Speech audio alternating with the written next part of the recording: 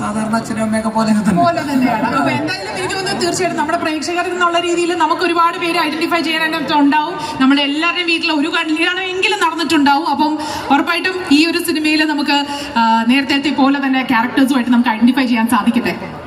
ഉറപ്പായും നമുക്ക് അപ്പോ ബേസിലിനെ ഇങ്ങനെ വിട്ടാൻ പറ്റില്ല. പക്ഷെ ബേസിലിന്റെ എല്ലാവരും ചോദിച്ചുകൊണ്ടിരിക്കുന്ന ഒരു അപ്ഡേറ്റ് നമ്മൾ ചോദിച്ചില്ലെങ്കിൽ വലിയ പ്രശ്നമാണ് അല്ല.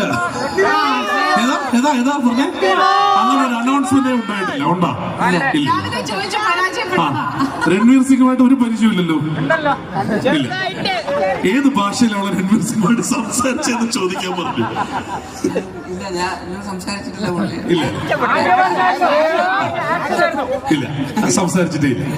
അടുത്ത സിനിമ ഡയറക്റ്റ് ചെയ്യാൻ പോകുന്ന സിനിമയെ കുറിച്ച് എന്തെങ്കിലും ഐഡിയ ഇല്ല. ഇല്ല.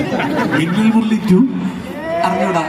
എന്നാ ഞാൻ കാര്യം ചോദിക്കട്ടെ, നിങ്ങൾ എല്ലാവർക്കും അവിടെ ശരിക്കും പറഞ്ഞ സെറ്റിൽ വരുന്ന സമയത്ത് എൻട്രി ഉണ്ടായിരുന്നു എന്ന് പറഞ്ഞു. ബേസിൽ മാത്രം എൻട്രി കൊടുത്തില്ല എന്നും പറഞ്ഞൊരു കംപ്ലൈന്റ് ഉണ്ട്. സത്യമാണോ? സത്യമാണോ?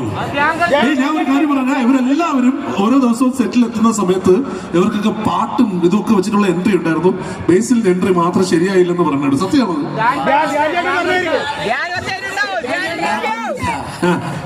രാജുവേട്ടനുണ്ടായിരുന്നു ഫാൻസ്.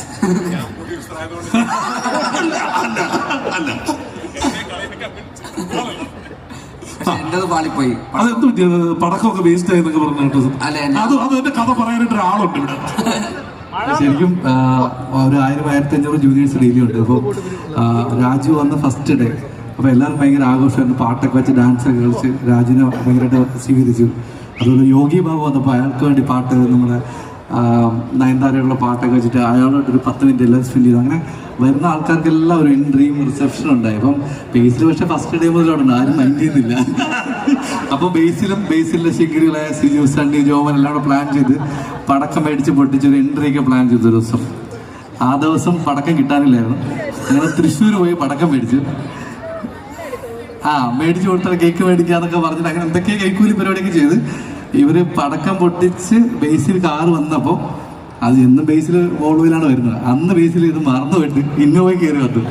അപ്പൊ ആ ഇന്നോവയുടെ ഫ്രണ്ടിൽ എന്റെ ഇന്നോവ വന്നു. ഞാൻ വന്ന് ഇറങ്ങി പോയപ്പോ എന്റെ പടക്കം പൊട്ടിച്ച് ഞാൻ ഫ്രണ്ട് നടന്നു പോയി. ബാക്കിൽ ബേസിൽ വന്നു. അപ്പൊ ബേസിൽ എന്റെ മൊത്തം പാളി. വീഡിയോയിലൊന്നും ബേസിലില്ല. അങ്ങനെ ആ വീഡിയോ പുറത്ത് വിട്ടിട്ടില്ല. അപ്പൊ ഇതെല്ലാം സിനിമയുടെ അവസാനം നമ്മൾ കാണുമോ? വീഡിയോ ഉണ്ട്, പക്ഷെ ഞാനത് പുറത്തുവിടാൻ സമ്മതിക്കില്ല. അത് വേറൊരു പണത്തിനുള്ളതുണ്ടോ?